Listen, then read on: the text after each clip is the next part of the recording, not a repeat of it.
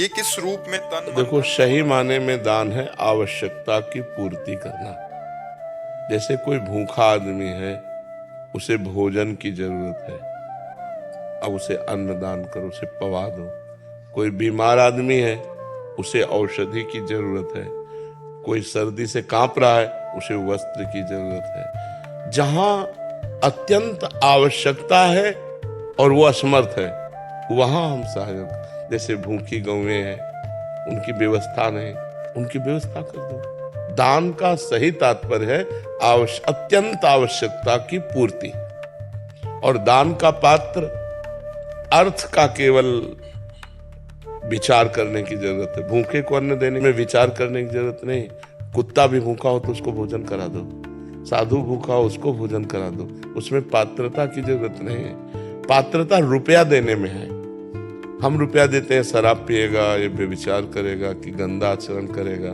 रुपया में थोड़ा होश में दान करने की जरूरत है। अन्न, वस्त्र, औषधि, जल, इनको तो जहां यथा योग्य अवसर मिले पवा दो, उसमें दे। क्योंकि वो, लेकिन रुपया में वो कुमार्गामी प्रवृत्तियों में रुपया खर्चा होगा तो आपको भी नरक जाना पड़ेगा। इसलिए उसमें फिर पात्र देखते हैं कि हमारे रुपये का यहाँ सदुपयोग होगा कि दुरुपयोग। अगर लग रहा है सांगोपांग सदुपयोग होगा तो फिर कर देना चाहिए। जैसे कानपुर की एक बूढ़ी माई धनाढ्य थी, तो नारदानंद सरस्वती जी के पास नैमिषारण्य में गई और 1 रुपया निकाला और सामने रखा, कहा प्रभु मैं गरीब आदमी हूं, सोचती हूँ कि 1 रुपया संत सेवा में लग जाए तो क्या संत सेवा में लग सकता है? उनका हाँ माई। भंडारी को बुलाया, कहा 1 रुपया का नमक लाओ, पूरी दाल में डाल दो, सब संतों के सामने दाल परोसी जाएगी और माई आज तुम भी प्रसाद पालो। फिर उसने करोड़ों की संपत्ति स्वामी जी के नाम कर दी कि जो 1 रुपये का सदुपयोग कर सकता है वो करोड़ों का सदुपयोग कर सकता है। तो रुपया थोड़ा देख समझ के ध्यान देने की बात है। अन्य वस्तुएं अवसर पर, आवश्यकता पर हमें दे देनी चाहिए, उसमें विचार करने की जरूरत नहीं।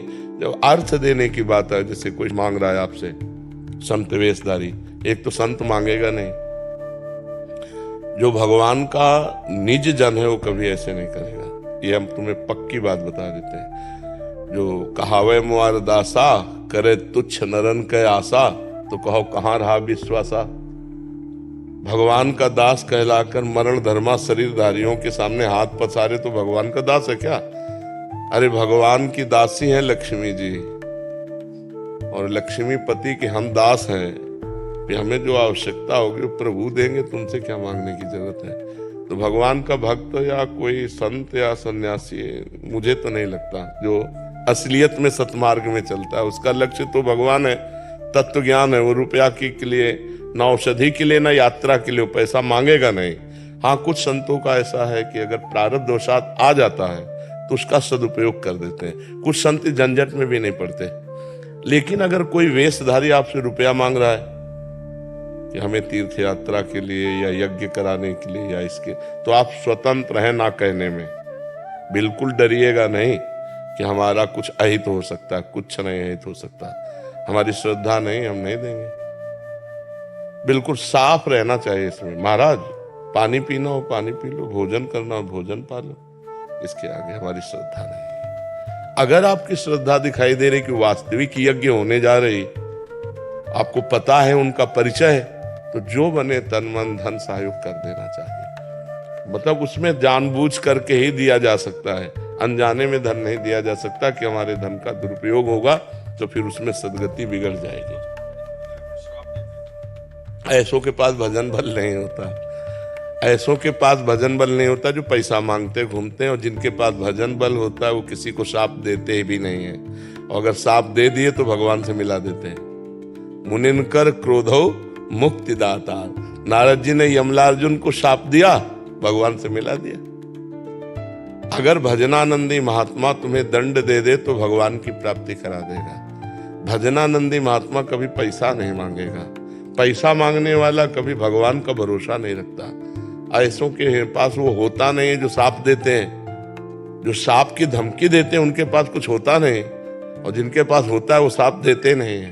क्योंकि सब में वो भगवान को देखते हैं, अपने भगवान को श्राप देंगे क्या? और अगर कभी दंड विधान के अनुसार कर भी दिया तो भगवत प्राप्ति करा देते हैं। मुनिन का क्रोधो मुक्ति दातार, मोक्ष पद प्रदान करने वाला होता है। तो इसमें तन के दान को वरीयता दी गई है। तन मन धन, तो तन पहले आता है, तो क्या तन को वरीयता दी? नहीं, आवश्यकता।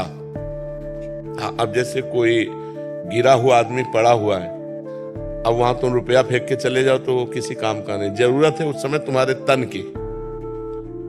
अब कोई आदमी बहुत डिस्टर्ब है, अब उस समय शरीर से पास बैठे रहने की जरूरत नहीं, मानसिकता लगाओ, मन लगाओ कि इसकी ये डिस्टर्ब स्थिति को हम कैसे संभाल सकते हैं, हंसा के, बुला के, खिला के, औषधि से कैसे कैसे। और अब वो जरूरत है औषधि की, तो शरीर और मन से काम नहीं चलेगा, अब धन से काम चलेगा। वो औषधि ला के उसको दो। आवश्यकता क्या है?